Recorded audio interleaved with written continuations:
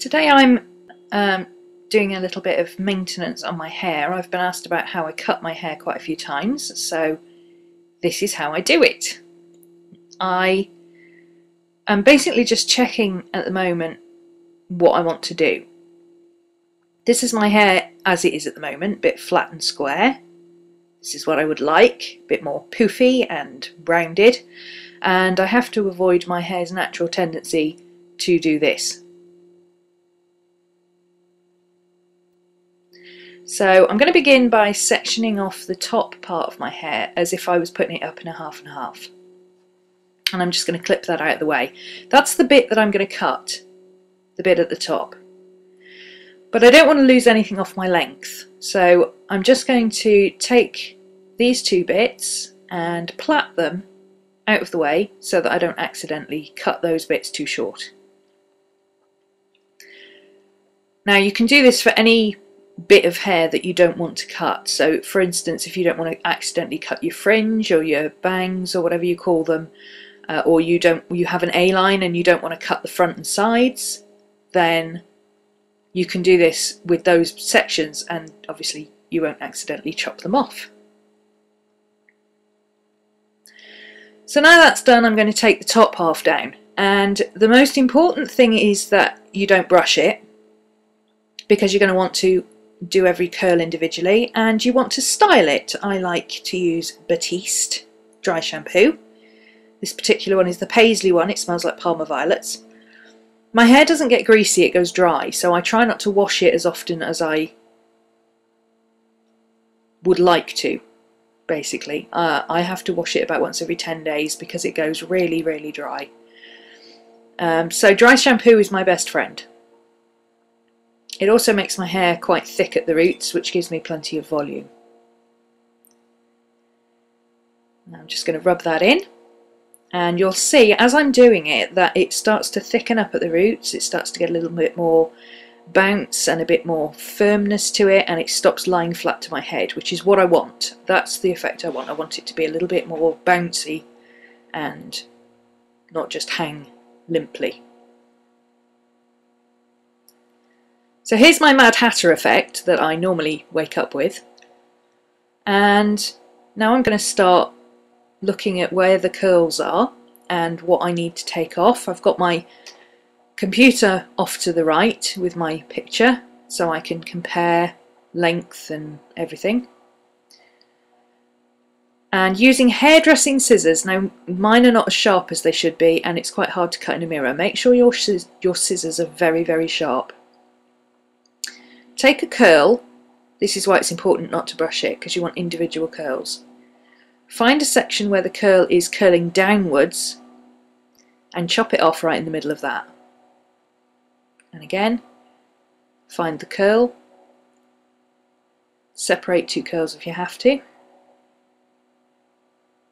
drop it into the V of the scissors, you'll see where the curl is, and then chop it off. Now you're cutting straight across each curl, but because curls don't necessarily curl up with the hairs that are directly next to them, when you're finished your hair will be all different lengths and it'll curl nicely, and trust me, it'll look alright. So again, chopping it off where the curl drops. Don't worry about the square ends, they are actually helpful because they show you where you've already done. And basically it just means it's easier to see what you've cut and what you haven't. This curl wants to curl the wrong way, so I'm being very careful with that one. Keep fluffing up your hair as you go. You'll notice that I'm constantly refluffing my hair to break up those curls.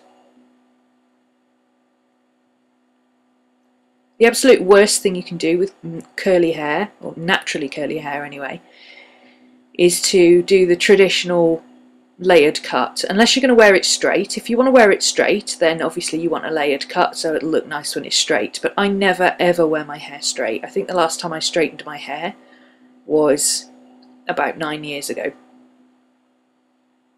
Certainly before I had dreads. I've never straightened it since I've had my dreads out.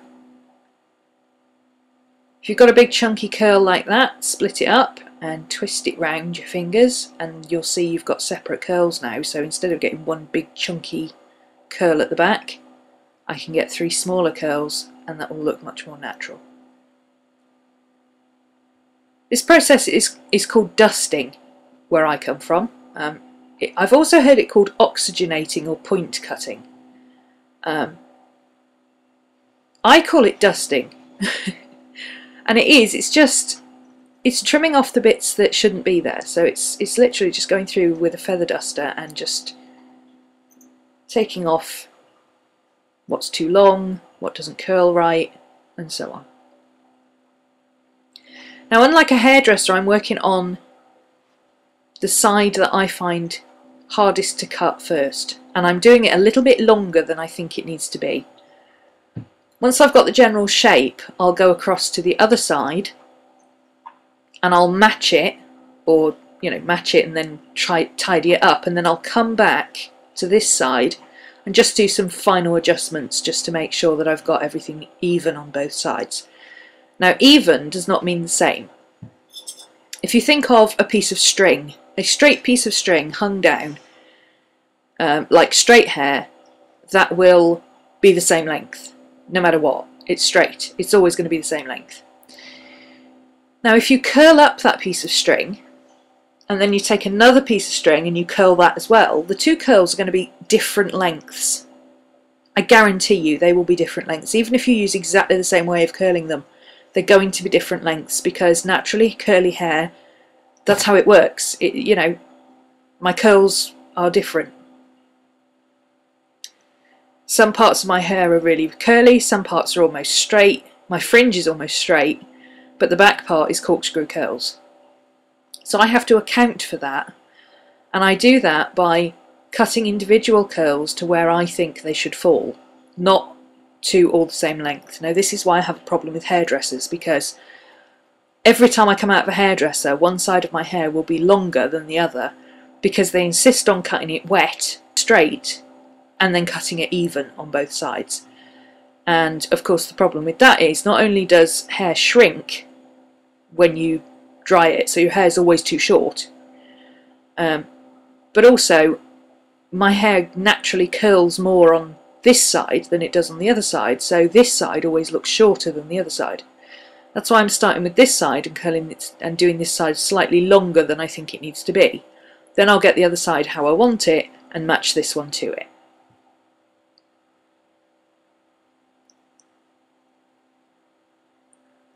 In terms of maintenance, like I say, I wash it, like full wash it, shampoo, conditioner, deep conditioner, or the whole works, about once every 10 days.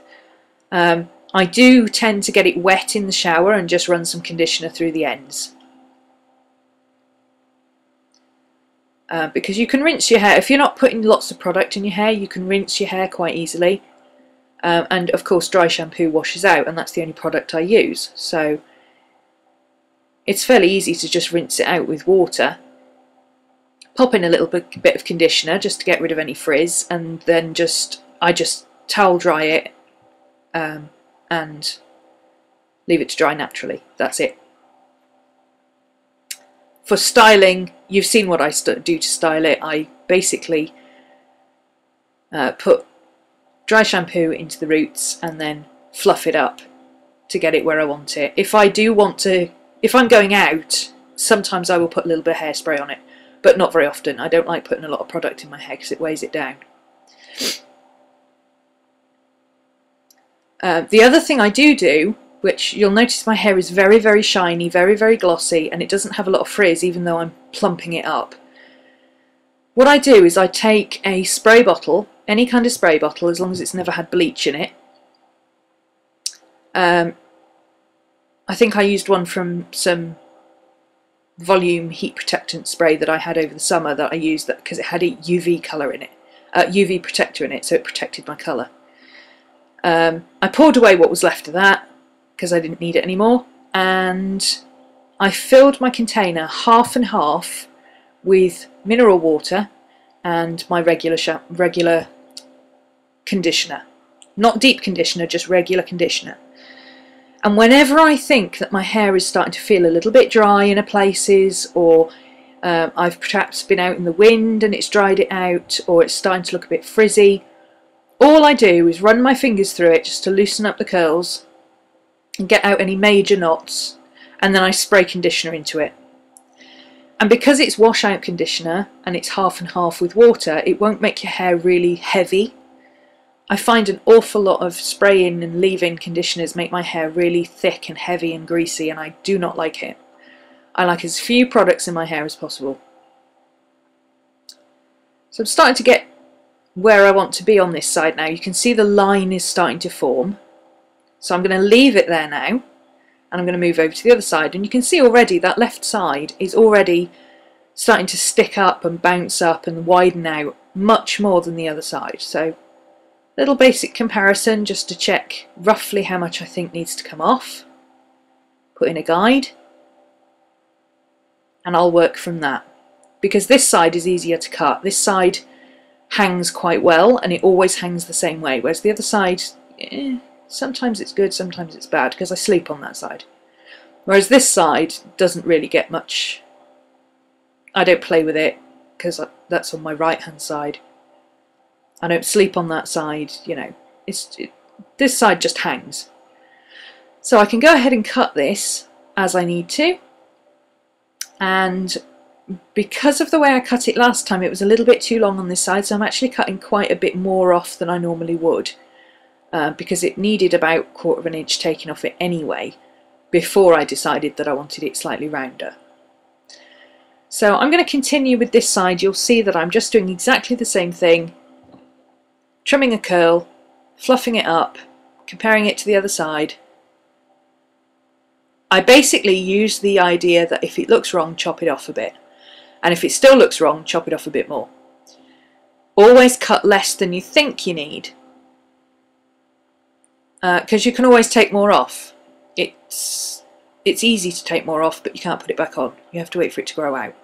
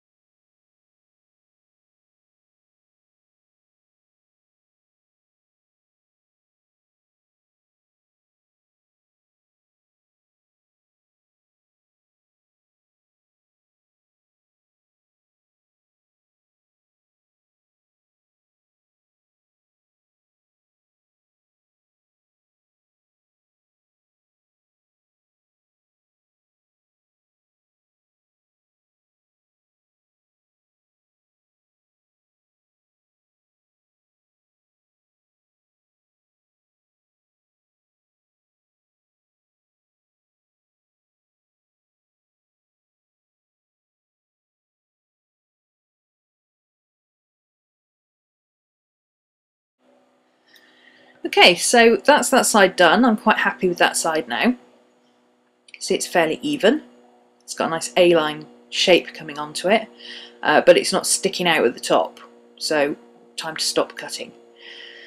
Now I'm going back to the first side, and I'm just going to trim it up, because obviously now you can see that this side is much longer than the other side, especially towards the back. I'm just going to trim it up to where I think it needs to be, doing a little bit at a time and fluffing up as I go.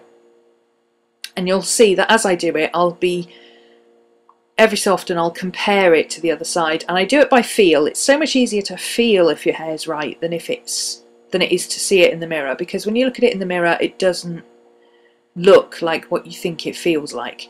But when you feel it, you can feel where the curls are, you can feel how long it is, you can feel if there's a bit sticking out where it shouldn't be.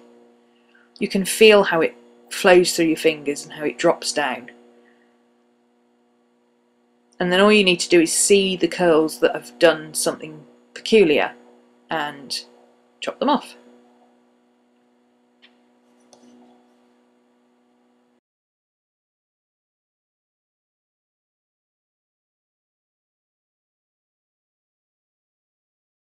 Okay, I think I'm pretty happy with that. So I'm just checking in my mirror off to the right that both sides match, and checking in my viewfinder that both sides match, and now I can take down my plaits, and you'll see that although it looks quite short with the plaited pieces up, when I take it down actually I haven't lost any length at all. It's still the same length as it was. I've just got some nice layers in the back of it, and I've got a nice rounded section, which is what I wanted. Now it's tempting at this point to start trimming again. Don't do that. Okay, go and wash your hair, let it dry naturally to get the curl. Occasionally fluff it up like this as it's drying, and then when it's finished drying you can look at it again, and if there's any bits that still need taking out then you can do it then, but do not cut it at this stage unless you find a little bit that's obviously wrong.